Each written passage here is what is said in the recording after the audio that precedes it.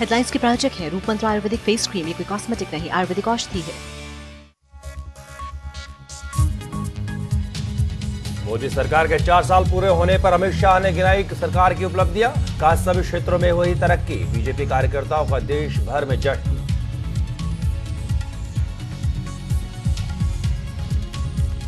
4 साल बेमिसाल के विरोध में विपक्ष का विश्वासघात दिवस। कांग्रेस ने बताया प्रपंच और जनता से विश्वासघात करने वाली सरकार।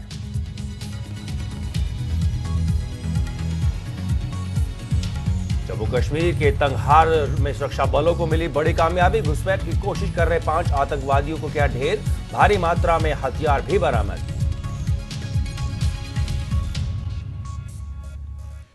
सीबीएसई के 12वीं के नतीजे घोषित। नोएडा की मेघना श्रीवास्तव ने किया टॉप। 83% स्टूडेंट हुए पास।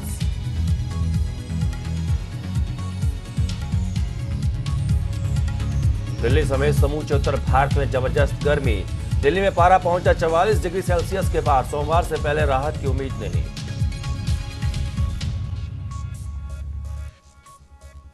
और पेट्रोल और डीजल की कीमतों में 13वें दिन में भी जारी रहा उछाल। पेट्रोल 13 पैसे और डीजल 15 पैसे लीटर हुआ महंगा। सरकार ने खड़े किए हाथ।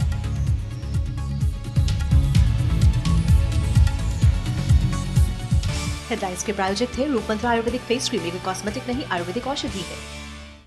नमस्कार, आप देख रहे हैं न्यूज़ वर्ल्ड इंडिया। मैं हूं आपके साथ जितेंद्र भाटी। केंद्र सरकार के कार्यकाल के 4 साल पूरे होने के मौके पर प्रधानमंत्री नरेंद्र मोदी ने ओडिशा के कटक में एक जनसभा को संबोधित किया। ओडिशा दौरे पर गए पीएम मोदी ने अपनी सरकार के 4 साल पूरे होने पर जनता का धन्यवाद किया, तो साथ ही साथ सरकार की उपलब्धियों को भी गिनाया। उन्होंने कटक में साफ नियत सही विकास अभियान की शुरुआत की बात कही। पीएम ने कहा कि इसी अभियान के तहत बीजेपी मोदी सरकार के 4 साल का रिपोर्ट कार्ड लोगों तक पहुंचाएगी। माना जा रहा है कि इसी अभियान के सहारे बीजेपी लोकसभा चुनाव 2019 के लिए तैयारी कर रही है। कटक दौरे पर गए प्रधानमंत्री मोदी ने विपक्ष पर भी जमकर हमला बोला। बता दें कि विपक्ष मोदी सरकार के 4 साल पूरे होने पर विश्वासघात दिवस मना रही है। कितने कम समय में 3500 करोड़ रुपए से ज्यादा की संपत्ति को जब्त किया जा चुका है। सरकार ने देश भर में 20 से अधिक ऐसी टीमें बनाई हैं जो सिर्फ बेनामी संपत्तियों को खंगालने का काम कर रही है।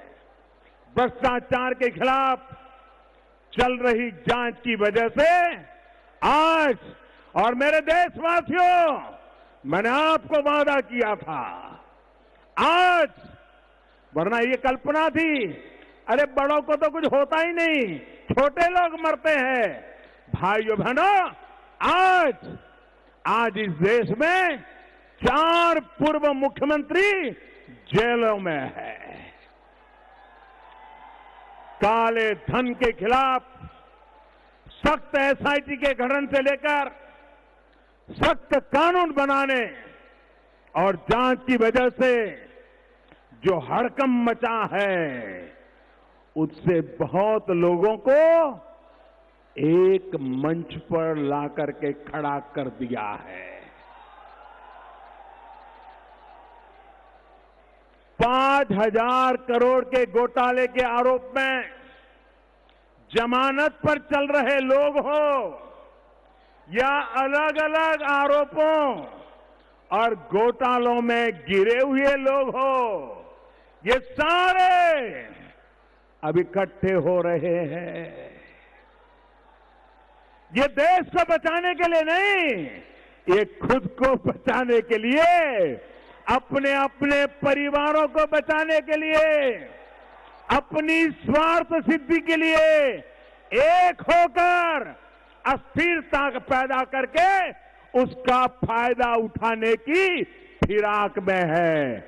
जनता सब कुछ जानती है, उनके इस खेल को भली भांति जानती है। केंद्र में मोदी सरकार के 4 साल पूरे होने पर इस मौके पर बीजेपी के अध्यक्ष अमित शाह ने सरकार की उपलब्धियां गिनाई। अमित शाह ने कहा कि बीजेपी सरकार ने अपना हर वादा पूरा किया है। आज विदेश में भारत का रुतबा बढ़ा है।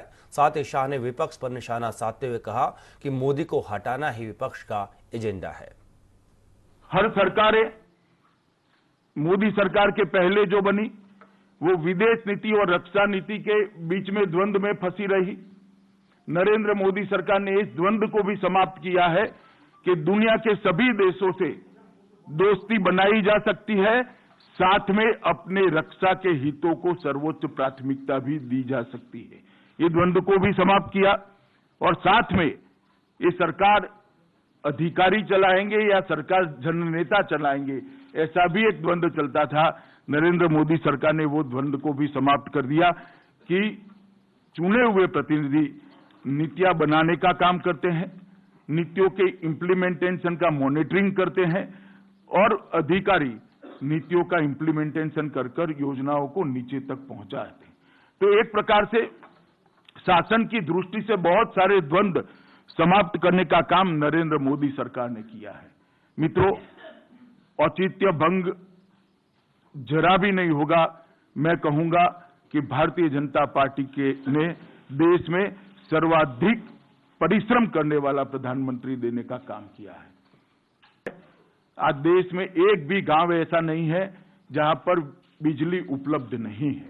आजादी के 70 सालों के बाद 18,000 गांव ऐसे छूट गए थे, 19,000 गांव ऐसे छूट गए थे जहां बिजली नहीं थी। आज हमने हर गांव में बिजली पहुंचाने का काम किया है। सौभाग्य योजना के तहत अब हर गांव में पहुंचाने के बाद हर घर को पहुंचाने की दिशा में हम गए हैं। 1 करोड़ घरों को बिजली पहुंचाने का काम समाप्त कर दिया है और 4 करोड़ घरों का विद्युतीकरण का लक्ष्य 2019 के नए जनादेश के पहले हम लेकर आएंगे, ऐसा हमने तय किया है। 2022 तक हर व्यक्ति को अपना घर, खुद का घर देने का एक महत्वाकांक्षी लक्ष्य नरेंद्र मोदी सरकार ने रखा है। 1 करोड़ लोगों को आवास देने का हमने काम समाप्त कर दिया है। उज्ज्वला योजना के माध्यम से 3.6 करोड़ गरीब महिलाओं को एलपीजी गैस का सिलेंडर देने का काम हमने समाप्त कर दिया है और 8 करोड़ गरीब महिलाओं को जब गैस दे देंगे तो इस देश में हर घर गैस से युक्त हो जाएगा। लगभग 1.5 करोड़ लोगों ने मोदी जी के कहने पर गैस की सब्सिडी छोड़ी है। मैं मानता हूं ये बहुत बड़ी इनकी विश्वसनीयता जो जनता में है, इसका परिचायक है। विपक्ष नरेंद्र मोदी को हटाना चाहता है। मोदी जी के नेतृत्व में भारतीय जनता पार्टी इस देश में से अव्यवस्था, भ्रष्टाचार और गरीबी को हटाना चाहती है। विपक्ष का एजेंडा एक ही है, मोदी को हटाओ। भारतीय जनता पार्टी और नरेंद्र मोदी जी का एजेंडा है इस देश में से अव्यवस्था, भ्रष्टाचार और गरीबी को हटाकर स्थिरता प्रदान करना, विकास प्रदान करना, ये हमारा एजेंडा है। मित्रों, जिन लोगों ने लोकतंत्र को ताक पर रखकर अपने परिवार की ही राजनीति की, आज वो हमें लोकतंत्र की दुहाई देते हैं तो बड़ा आश्चर्य होता है। इमरजेंसी के माध्यम से 1 लाख लोगों को कोई गुनाह के बगैर जेल में डालने वाले लोग हमें कह रहे हैं कि आज एक डर का माहौल है। सारे प्रिंट मीडिया और टेलीमीडिया के मुंह पर ताला लगाने वाले लोग आज मीडिया की स्वतंत्रता की बात करते हैं तो हमें बहुत आनंद होता है। एक नए प्रकार की राजनीति के युग में देश को ले जाने का प्रयास हो रहा है, मगर मुझे पूरा भरोसा है देश की जनता जिस प्रकार से नरेंद्र मोदी जी के साथ और भारतीय जनता पार्टी के साथ चट्टान की तरह खड़ी है, इस देश विकास के एजेंडे से इधर उधर नहीं होगा। केंद्र की सत्ता के 4 साल पूरा होने के मौके पर मोदी सरकार ने अपना रिपोर्ट कार्ड पेश किया। इस बीच कांग्रेस अध्यक्ष राहुल गांधी ने सरकार के 4 साल के कार्यकाल को कई मोर्चों पर विफल बताया। उन्होंने पीएम मोदी और सरकार की कई मामलों पर ग्रेडिंग की है। कांग्रेस अध्यक्ष ने ट्वीट कर कहा है कि 4 साल के जो रिपोर्ट कार्ड है उस पर उन्होंने कहा कि सरकार का रिपोर्ट कार्ड कई मोर्चों पर उम्मीद को पूरा करने में विफल रहा है। कांग्रेस के अध्यक्ष ने कहा है कि विदेश नीति, ईंधन की नीति, कीमतों और नौकरियों के अवसर पैदा करने के जैसे मुद्दों पर मोदी सरकार को F ग्रेड दिया है। यही नहीं, राहुल ने तंज कसते हुए मोदी सरकार को नए नारे गढ़ने और सेल्फ प्रमोशन में A+ ग्रेड भी दिया है। इसके अलावा योग को B ग्रेड दिया गया है।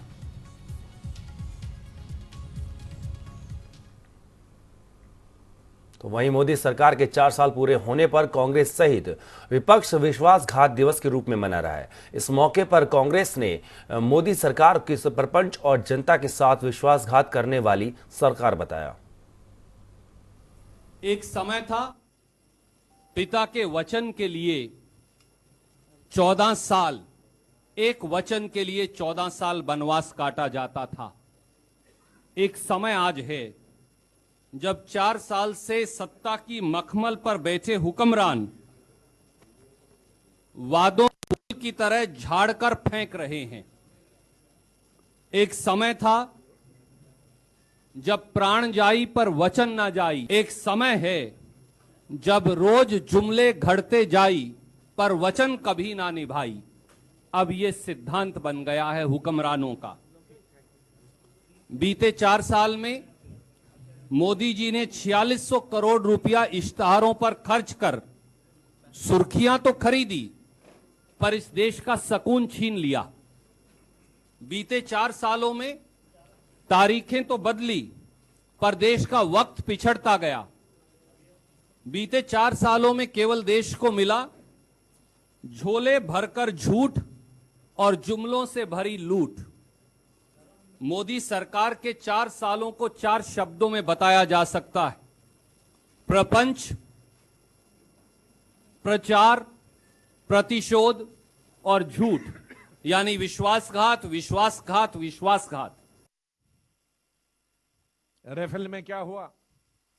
राफेल डील जो यूपीए गवर्नमेंट में 526 करोड़ थी, 3 साल बाद, 2 साल बाद आपने वही राफेल 1617 करोड़ में एक पीस खरीदा। 36 पीसेस के एयरक्राफ्ट के 41,000 करोड़ रुपए आपने ज्यादा दिया। कांग्रेस प्रेसिडेंट राहुल गांधी थक गए। लोकसभा में जवाब मांगते हम लोग राज्यसभा में थक गए। दुनिया थक गई, आप थक गए लिख के, और पढ़ने वाले थक गए पढ़ पढ़ के, लेकिन कोई जवाब नहीं आता है। मन की बात में उसका चर्चा नहीं होती। तो वहीं दूसरी तरफ यूपी के सीएम योगी आदित्यनाथ ने मोदी सरकार के 4 सालों की सराहना की और कांग्रेस पर विश्वासघात दिवस मनाने की आलोचना की है। 4 वर्ष 9 उत्कर्ष के हैं, आम जन के चेहरे पर खुशहाली के हैं, आम जन के चेहरे पर एक नए विश्वास के हैं। भारत को हर क्षेत्र में अग्रणी बनाने के लिए आदरणीय प्रधानमंत्री जी के नेतृत्व में जो कार्य हुआ है वो अद्भुत है, अविस्मरणीय है, अभिनंदनीय है और हम इसका स्वागत करते हैं। कांग्रेस हताशा और निराशा में इस प्रकार का प्रदर्शन कर रही है। देश की जनता ने कांग्रेस को 2014 में भी जवाब दिया। विभिन्न राज्यों में हुए विधानसभा के चुनाव में भी कांग्रेस को मुंह की खानी पड़ी और 2019 में कांग्रेस एक और बड़ी पराजय के लिए तैयार रहे। मोदी सरकार के केंद्र में 4 साल पूरे होने पर कांग्रेस विपक्ष दलों के साथ विश्वासघात दिवस मना रही है। कांग्रेस कार्यकर्ता देश भर में विरोध प्रदर्शन कर रहे हैं। मोदी सरकार की नीतियों और महंगाई के खिलाफ कांग्रेस कार्यकर्ताओं ने मार्च निकाला और सरकार विरोधी नारे लगाए। विरोध प्रदर्शन में बड़ी संख्या में महिला कार्यकर्ता भी शामिल हुई। आप अपनी टेलीविजन स्क्रीन पर 2 तस्वीरें देख सकते हैं। पहली तस्वीर दिल्ली की है तो वहीं दूसरी तस्वीर हिमाचल के नाहन की है, जहां कांग्रेस के कार्यकर्ताओं ने मोदी सरकार के खिलाफ प्रदर्शन किया।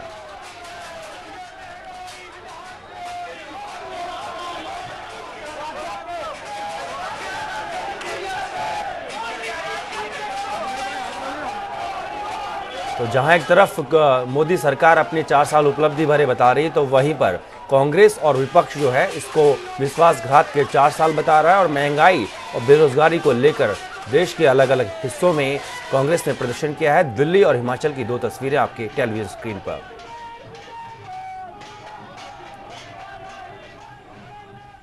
4 years, the BJP government has utterly failed the people of the country. The economy is in bad health. The security, both internal and external security, is absolutely jeopardized. The youth is unhappy. Every section of the society is unhappy. The small traders are unhappy. The medium-scale traders are unhappy. There is no employment. The economy is in such a terrible that the GDP is absolutely at a low, and even with the new calculation. So, I mean, the whole country is in a complete state of disarray. You know, it's a dismal situation. So to protest that, the Indian Youth Congress, the NSY, the Mahila Congress and the Seva Dal, all the frontal organizations, today we have gathered together to protest against utter failure and the betrayal of people of Modi government. तो सिर्फ दिल्ली और हिमाचल में नहीं, बेंगलुरु में भी Congress party ने केंद्र सरकार के खिलाफ विश्वासघात मनाया। कांग्रेस कार्यकर्ता हाथों में बैनर और पोस्टर लेकर सरकार के खिलाफ नारेबाजी की। प्रदर्शन के दौरान पीएम मोदी के मुखौटे भी थे।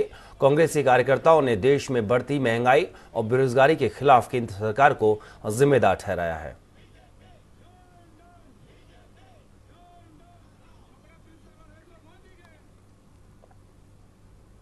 हरियाणा के पलवल से कुंडली तक 135 किलोमीटर लंबा ईस्टर्न पेरिफेरल एक्सप्रेसवे तैयार हो गया है और कमाल की बात यह है कि प्रोजेक्ट अपने तय समय से आधे समय में ही पूरा हो गया है।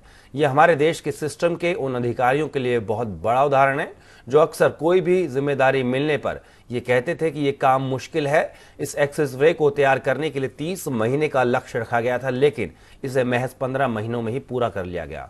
कुंडली गाजियाबाद पलवल एक्सप्रेसवे जहां दूरियां कम होगी, वहीं इससे देश की राजधानी दिल्ली में प्रदूषण भी कम होने की संभावना है। पीएम नरेंद्र मोदी कल इसका उद्घाटन करेंगे।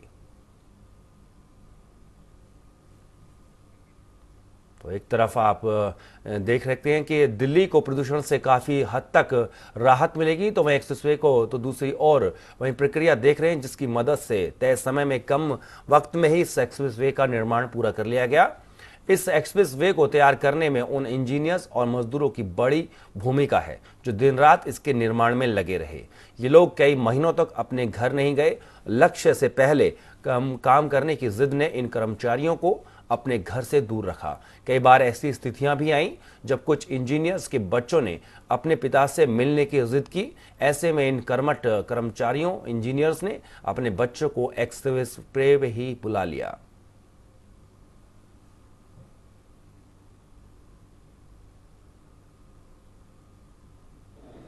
देखिए, जिस वक्त आप इस तरह का प्रोजेक्ट बना रहे हैं, टफ उस वक्त लगता है।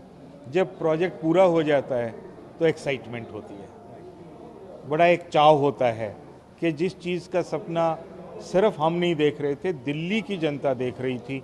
दिल्ली में डीकंजेशन होगा, पॉल्यूशन में कमी आएगी। वो सब लोग जो गाड़ियों में जिनको बाहर जाना है, दिल्ली के अंदर नहीं लेकिन मजबूरन दिल्ली में जाना पड़ता था, और अब वो उसी सफ़र को 2 घंटे 3 घंटे 4 घंटे की बजाय आधा घंटा या 1 घंटा या 2 घंटे में पूरा कर पाएंगे। हर किसी की बहुत एक्सपेक्टेशंस थी।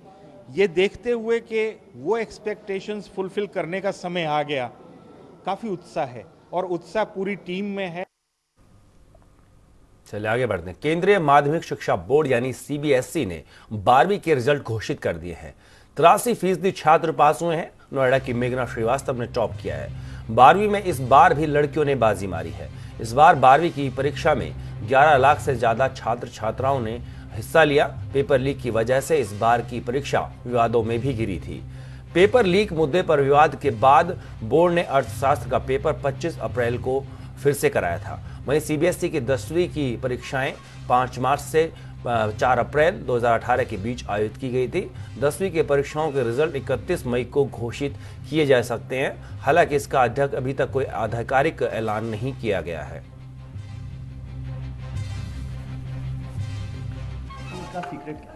There's no secret. Honestly, you just have to work hard throughout the year. There's no secret. Just be positive. What tip you want to give to the other students? Just work hard, be consistent. That's it. I think it's just you just have to study throughout the year. It's the same thing. It is really thrilling to be here. I know more people really want to be in this position, but yeah, it is great. पहले हिंदी में करेंगे। बस आप मेहनत करते रहिए, आ जाएगा, इसमें कुछ 499 बहुत बड़ा नंबर है, कैसे हासिल किया, कुछ कितने घंटे मेहनत की, मम्मी पापा ने क्या रोल निभाया इसमें? मम्मी पापा ने कभी किसी चीज़ के लिए प्रेशराइज नहीं किया। थ्रू आउट द ईयर मैंने अच्छा पढ़ाई किया है, I have work throughout the year and now simply was the last stretch. See I want to pursue psychology, that's the plan as of now. उसके आगे मैंने भी कुछ डिसाइड नहीं किया है, there so much time to explore what I want to do, that's it. कितने घंटे पढ़ाई को लेकर I never counted the number of hours. I think 7 to 8 probably. It depends on how many study leaves you have for per subject. You have to work throughout the year. Parents ने कैसी भूमिका निभाई और teachers की क्या भूमिका रही? क्योंकि well, yeah, it was mainly my teachers and my parents who have always been by my side. My teachers gave great notes and great questions to answer. They always checked with, you know, utmost honesty all the papers, all feedbacks, and my parents were great throughout this entire thing. They never pressurized me about anything. They just said, do well, do your best, and they'll always be proud of me. मुझे तो लगता है कि अभी भी सपना है, to be very honest, कि हमने कभी भी नंबर्स का कोई प्रेशर किया नहीं था मेघना को, और ये उम्मीद हमारे पास थी नहीं कि इतना अच्छा करेगी ये ज़रूर मालूम था, बट 499 ये ताकत कहाँ से मिली, वो स्ट्रेंथ कहाँ से मिली? तो ये स्ट्रेंथ तो एक तो है, क्या कहते हैं, मेघना का इंटेलिजेंस बहुत ज़्यादा था, लेवल ऑफ डिसिप्लिन बहुत ज़बरदस्त, प्लानिंग बहुत ज़बरदस्त, और स्कूल के इनपुट्स बहुत ज़बरदस्त। तो ये 4-5 जो फैक्टर्स थे, I think they are responsible for that 499 magic figure. So what's next now? So देखिए, अभी तो ऐसा है कि अंडर ग्रेजुएशन करेगी, ह्यूमैनिटी सब्जेक्ट हैं, साइकोलॉजी में इंटरेस्ट है, तो she will be applying to universities in India also, overseas also, and we will be taking it forward. बहुत अच्छा लग रहा है। जो सेकेंड रैंक है, 498 आउट ऑफ 500, बहुत ज़्यादा है, मतलब काफ़ी अच्छा लग रहा है। जो है और कितनी मेहनत करनी पड़ी आपको? बहुत मेहनत करी है, पूरे 2 साल जो है बहुत ज़्यादा मेहनत करी है। जो है रेगुलर था, स्टडीज़ में कंसिस्टेंसी थी, जो है पंचुअल थी, तो फिर इन्हीं सब चीज़ों की वजह से जो है रहा है कि इतना आ गया। मतलब अच्छे तो गए थे पेपर्स, एक्सपेक्टेड भी था कि अच्छे आएंगे, लेकिन ये तो प्रिविलेज है कि ऑल इंडिया सेकंड, तो ऑब्वियसली हाँ, मेरा इकोनॉमिक्स का दोबारा हुआ था जो है, लेकिन ठीक है, कोई बात नहीं है, वो तो लेना ही था, जब हुआ था तो देना ही था, जो है तो अच्छे से ही दिया। अभी जो है देखेंगे, अभी बेसिकली मुझे स्कूल जाना है, पहले सब टीचर्स जो मेरी रही हैं, जिन्होंने पूरा सपोर्ट किया, उनसे पहले मिलके आए, फिर जो है देखेंगे क्या आगे का फ्यूचर आप बताइए। सिविल सर्विसेज है मेरा aim, pol science honours DU से है, जो एलीट कॉलेजेस हैं, हिंदू हो गया, स्टीफेंस, मिरांडा। मैम, उन स्टूडेंट को क्या कहना चाहेंगे जो बहुत दबाव में रहते हैं? और प्रेशर ना लें किसी भी चीज़ का, क्योंकि प्रेशर से और चीज़ें जितनी बनती हैं वो भी खराब हो जाती हैं, जो है तो फिर जो है मतलब उन्होंने काफ़ी जो है मतलब स्टार्टिंग से जितना हो सके उतना जो है करें। I don't think I've ever been this happy, and I'm more happy even seeing that everyone around me is so satisfied and so proud of what I've done. So I think their happiness is 100% more than my happiness, because these things are good, but for them, they've seen me go through so much, starting से लेकर अभी तक। कितने घंटे आप study कर रहे थे और फेवरेट सब्जेक्ट आपका कौन सा? ऐसे मैंने कभी घंटे नहीं गिने, पर हाँ, स्कूल में पढ़ते थे, फिर स्कूल से आने के बाद शाम को रात तक, एक बोर्ड्स के टाइम पे तो पूरे दिन पढ़ाई होती है, सो वैसे शाम तक पढ़ो, फिर शाम को रिवीजन होता है। तो फैमिली और टीचर का सपोर्ट कैसा रहा? फैमिली ने बहुत हेल्प करी मेरी, they took care that I am not disturbed and I get to study when I want to. कोई टीवी नहीं चलाते थे बहुत देर तक, क्या कि आवाज़ नहीं हो, मैं डिस्टर्ब नहीं हूँ, और टीचर्स ने वही मेरे को एक्स्ट्रा टेस्ट करवाए, बहुत अच्छी स्ट्रैटेजी से पढ़वाया। फ्यूचर में मुझे डिज़ाइनर बनना है, तो मैं कम्युनिकेशन डिज़ाइन में जाना चाहती हूँ। पेट्रोल और डीजल की कीमतों में बढ़ोतरी रुकने का नाम नहीं ले रही है। पिछले 13 दिन से कई कीमतों में बढ़ोतरी जारी है।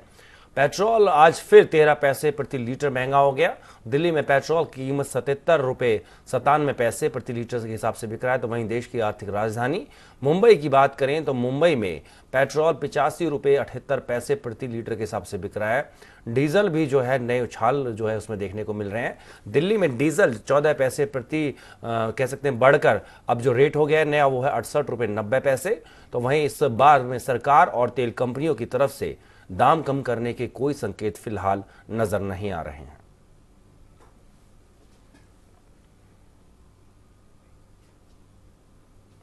तो फिलहाल इस बुलेटिन में इतना ही। वक्त हो चला एक छोटे से ब्रेक का, लेकिन आप देखते रहिए न्यूज़ वर्ल्ड इंडिया।